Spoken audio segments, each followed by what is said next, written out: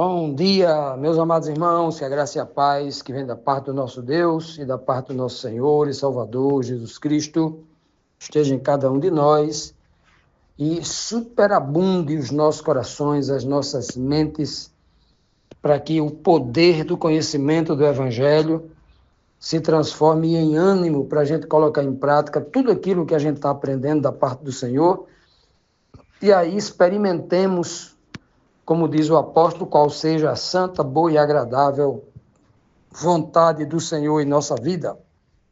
Amados, vamos hoje aqui, quinta-feira, para a nona pergunta da nossa lição.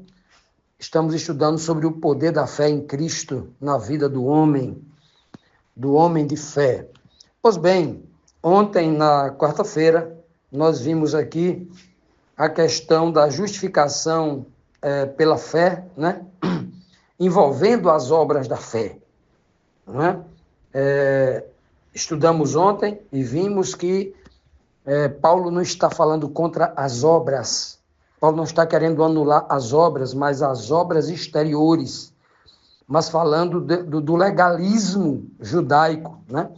Quando o próprio Paulo exalta a questão das obras da fé e o apóstolo Tiago também exalta a questão das obras da fé, citando, por exemplo, as obras de Abraão, que realizou tal obra pela fé. Pois bem, então, dando continuidade aqui, vamos para a nona pergunta, que diz: que outro personagem de fé é usado por Paulo para falar da relação fé e obras? Aqui no livro de Romanos, capítulo 4, agora o versículo 6 e o 7, diz assim: Davi diz a mesma coisa quando fala da felicidade que ele tem, né, do homem, a quem Deus acredita justiça independente de obras. Aí diz assim: como são felizes aqueles que têm suas transgressões perdoadas, cujos pecados são apagados.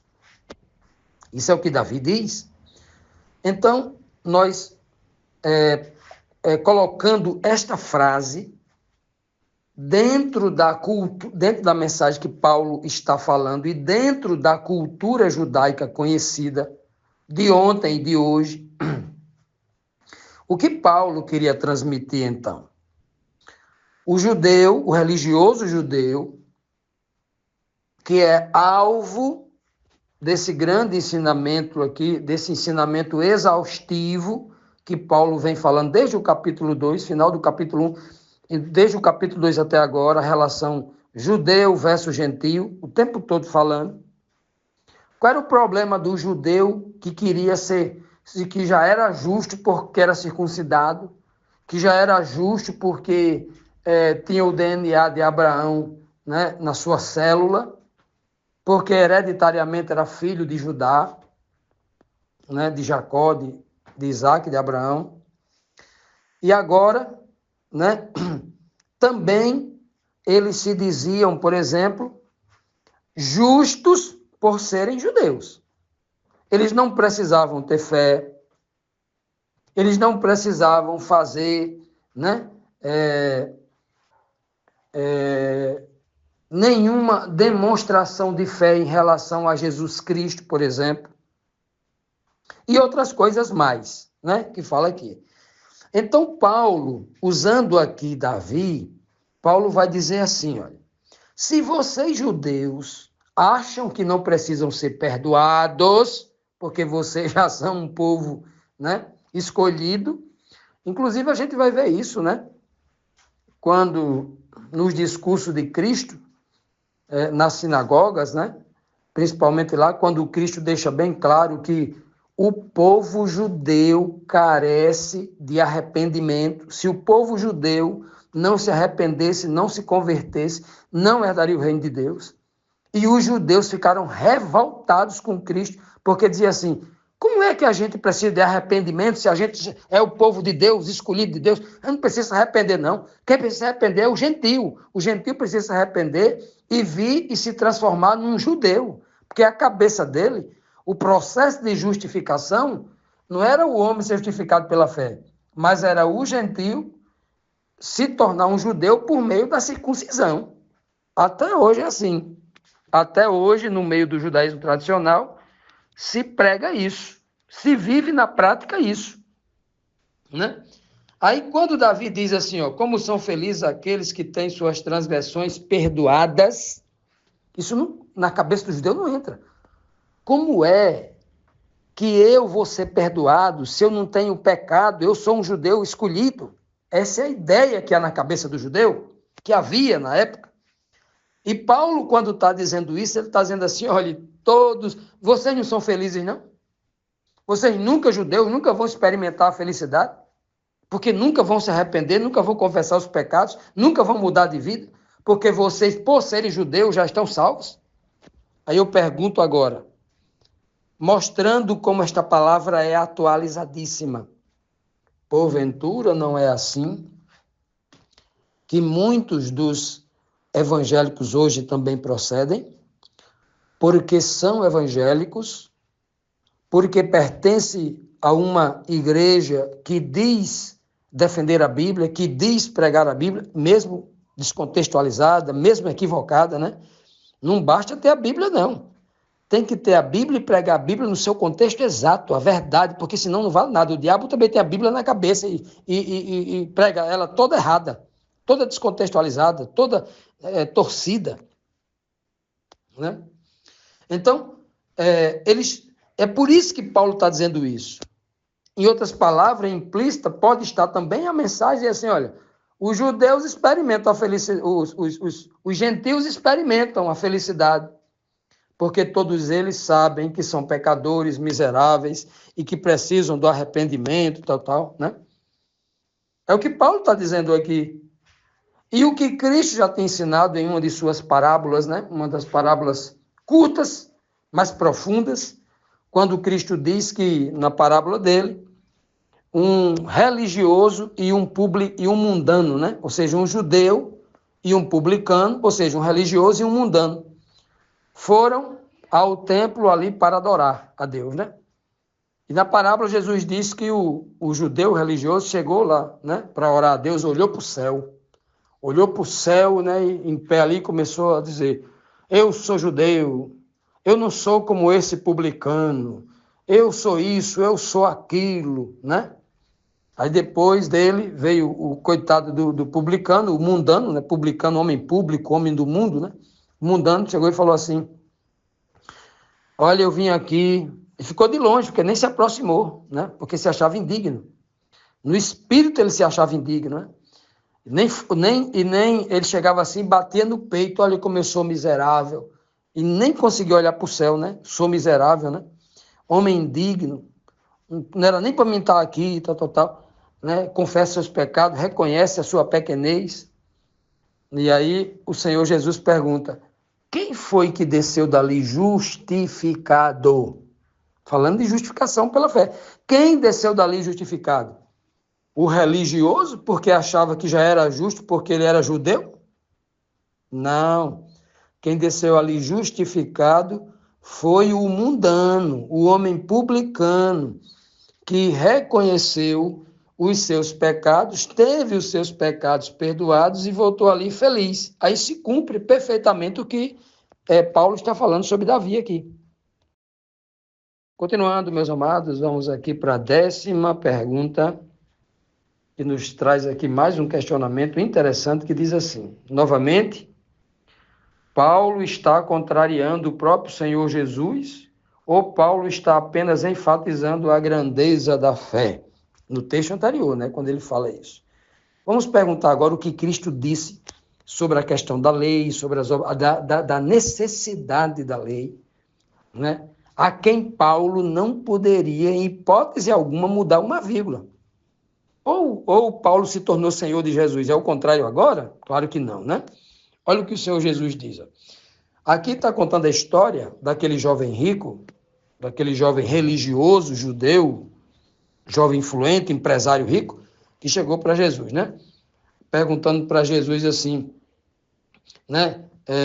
Bom mestre, o que eu farei para herdar a vida eterna? Né? Ele faz essa pergunta, ele chega porque ele fica impactado quando vê Jesus cuidando de crianças. Nenhum mestre perderia tempo com criança. Criança não tem nada a ensinar e muitas delas têm dificuldade de aprender, né?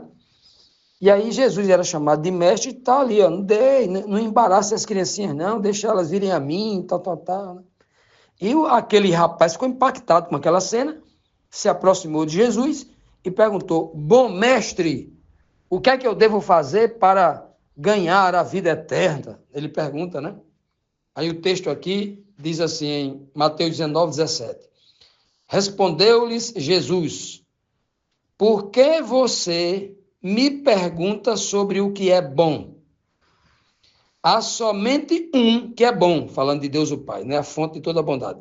Se você quer entrar na vida eterna, obedeça os mandamentos. Cristo estava querendo dizer assim, olha, se você está me chamando de bom, e só tem um bom, que é o meu Pai, se você está me chamando de bom, você está dizendo que eu venho da parte de Deus, que eu sou uma providência dele, que eu sou o enviado dele, que eu vou falar as palavras dele, que eu tenho a autoridade dele. Então, você vai ter que aceitar o que eu vou dizer agora. Em outras palavras, Cristo estava querendo dizer isso. O complemento da palavra que é interessante. Ele vai dizer assim, ó. Agora, se você quer entrar na vida eterna, na vida, obedeça aos mandamentos. Ou seja, para você receber a salvação, que é pela graça, mediante a fé, olha só, Cristo já foi lá para frente. Cristo está dizendo claramente para aquele homem que a justificação e a salvação não é pela fé e nem pela graça. É isso que Cristo está ensinando? Não, não é isso que ele está ensinando. Mas se eu agisse como Lutero agiu há 500 anos atrás, mais de 500 anos atrás, ou se eu fosse mal intencionado, igual os pastores que estão colocando a fé contra a lei, colocando a graça contra a lei, eu poderia usar esse verso justamente para dizer que o homem é salvo pela guarda dos mandamentos. Mas não é isso que Cristo está dizendo. Mas a letra morta está dizendo que eu só sou salvo se eu guardar os mandamentos. O próprio Cristo está dizendo, é verdade, a letra morta, mas tem um contexto aqui. Então nós não podemos ser desonestos para usar um verso isolado para dizer algo que eu quero dizer segundo a minha vontade. Não é assim. Eu poderia usar esse verso para dizer, olha, você só é salvo se guardar a lei. Paulo está errado. Entre Paulo e Cristo eu fico com Jesus, que Paulo não tem poder de salvar ninguém, mas Jesus é o Filho de Deus, Jesus é o Cordeiro de Deus que me salvou. Jesus é o único exemplo a ser seguido. Paulo, eu poderia dizer isso, mas eu não posso ser desonesto, tenho que ser verdadeiro. Eu não posso escolher uns versos bíblicos que me agradam e os outros eu vou dispensar. Não. As escrituras sagradas são códigos espirituais que o homem fiel precisa entender e vai entender.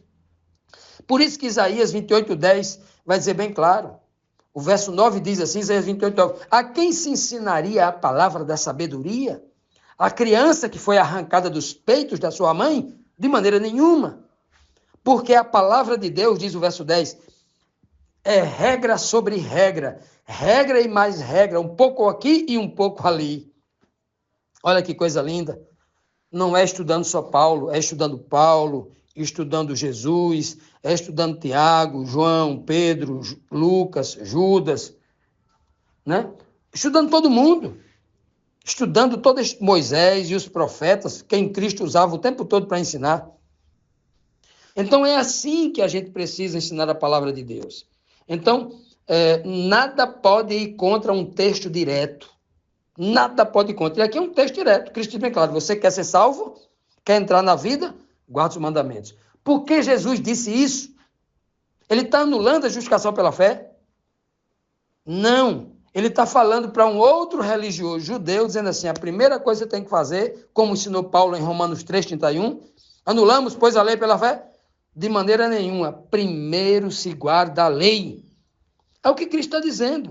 Primeiro guarde a lei com a fé. Não guarde a lei como você está guardando, igual um religioso cego. Você está seguindo tradições.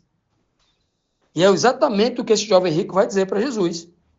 Ah, isso eu já tenho guardado desde a minha tenra infância, fui ensinado pelos meus pais, eu guardo esses mandamentos todos. E Cristo começa a citar os 10 mandamentos. Honra teu pai e tua mãe, não matarás, não furtarás e tal. E o jovem interrompe ele, parece que ele diz os 10 mandamentos. Interrompe, não, tudo isso eu já tenho feito.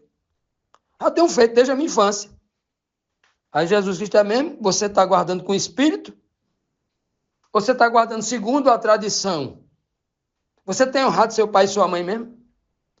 Você não tem roubado essa riqueza todinha que você tem aí. Você não tem roubado, né?